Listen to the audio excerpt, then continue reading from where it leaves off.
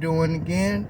This is Chris with Frosty Vision, aka Frosty Capone, and this is my first topic here. Hashtag what I'm finna talk about, or I should say who I'm finna talk about. LL Cool J, the GOAT, greatest MC of all time. Let me tell you how he became the GOAT to me.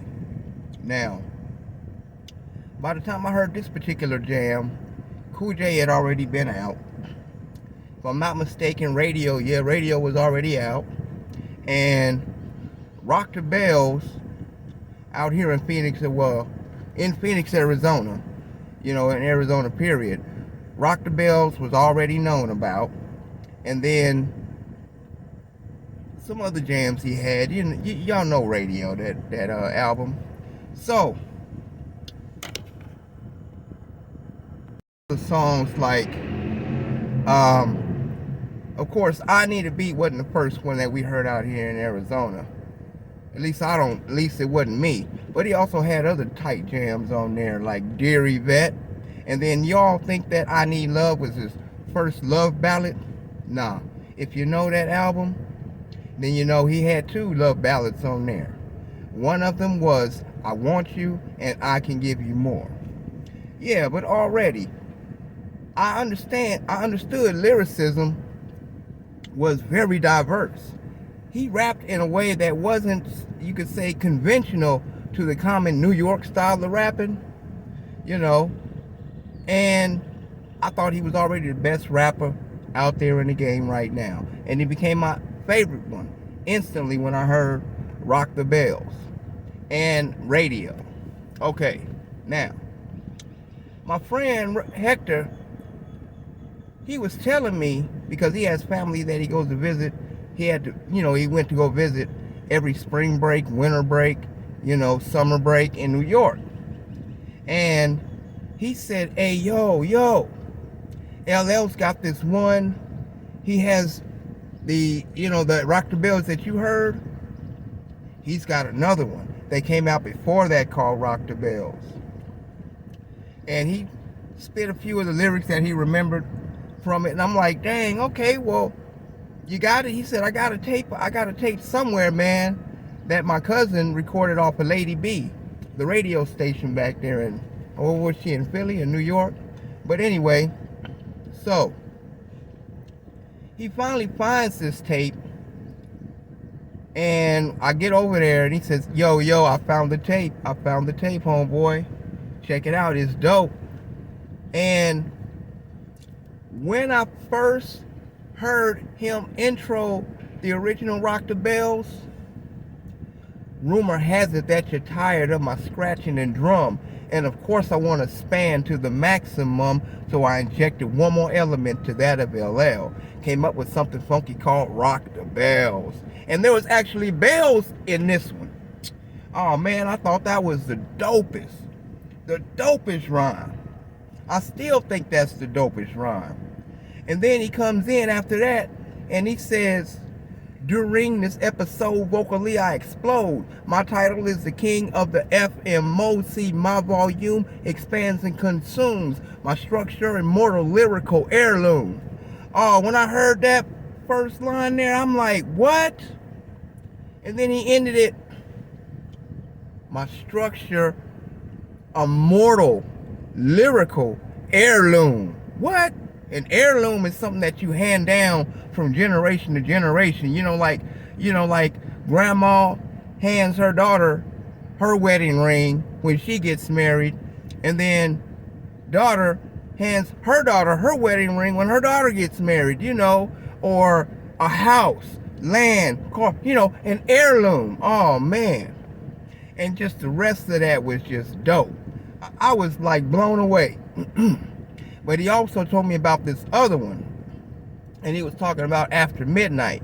You got to hear LL Cool J's After Midnight. And from what I remember, After Midnight was a club. I think that was in Philly, and he did this freestyle, and he spit a few of those verses that he could remember from After Midnight freestyle. And then he found the tape that he had it recorded on, And then he started out, it's like that, y'all. It's like that, y'all. It's like that or that. It's like that, y'all. I'm the greater innovator, microphone dominator. My name is Cool J, manipulator, innovator, connoisseur. Sure, except all the biting MCs is something. But man, he was laying it down. The one verse that my homie kept telling me about, and he said, but you got to hear the rest. And he said, I can't remember all of it, but he says, forget Red Lobster when I go fishing. And then, but anyway, man, oh yeah, and one lyric on there, and then a lot of lyrics on that After Midnight freestyle. You heard in other rhymes that he had and damn near all of the songs that he's unwritten, since he came out. But the one that I thought was the dopest, I love that little lyric right there, man. Because in After Midnight, this one part he says, because I'm looking for a battle, seeking out all rookies. Forget Oreos, eat Cool J cookies. Now you heard that little piece of that lyric on Bad, where he says, I'm the baddest, taking out all rookies. So forget Oreos, eat Cool J cookies. I'm bad. That eat Cool J cookies lyric came out years before Bad came out. But after a while, my interest in LL kind of waned off. I started listening to that more gangster, this West Coast vibe was just like really cracking, man. Especially like NWA. Oh yeah, CIA. That was Ice Cube's first group, CIA. And then, they merged, NWA, but all that West Coast gangster flow I was really getting on. So years later, after Exit 13, I was like, wait a minute, he got 13 albums? Dang. And I had to listen to him, A lot of that he written was kind of appealing to the ladies, but I had to hear some of these other joints, man. That was like, damn, man, he still got it. Man, if you're talking about an MC that can tell you what your career is going to be like for battling him, he told you the truth. He did. I mean, like, it was like, I would say he to go, because he would predict how your career is going to end, like Ali would predict what round you're going to be taken out in. But anyway, man, that's what I was talking about. My favorite MC of all time. Even nowadays, man, with the new age of MCs out there, and there are MCs, not just rappers, just popping off dumb shit, 2 sentences, because the word at the end of each sentence rhymes. That's supposed to be a bar. And then they got a title that ain't got nothing to do with anything they said all the way through it. That's not an MC. That's not a lyricist. You ain't nothing but just a rapper. You're just rattling off stuff. To a tight beat, you got a nice flow, but you ain't really said shit. And you might sound good doing it. But there are some real MCs out there that really hold it down for the hip-hop community, man, and really, keep that star shining bright for hip-hop in its 50th year. I'm 2 years older than hip-hop, and I'm just glad that out of all my ups and downs in life, I'm still here. And I got to see my favorite musical genre, hip-hop, turn 50.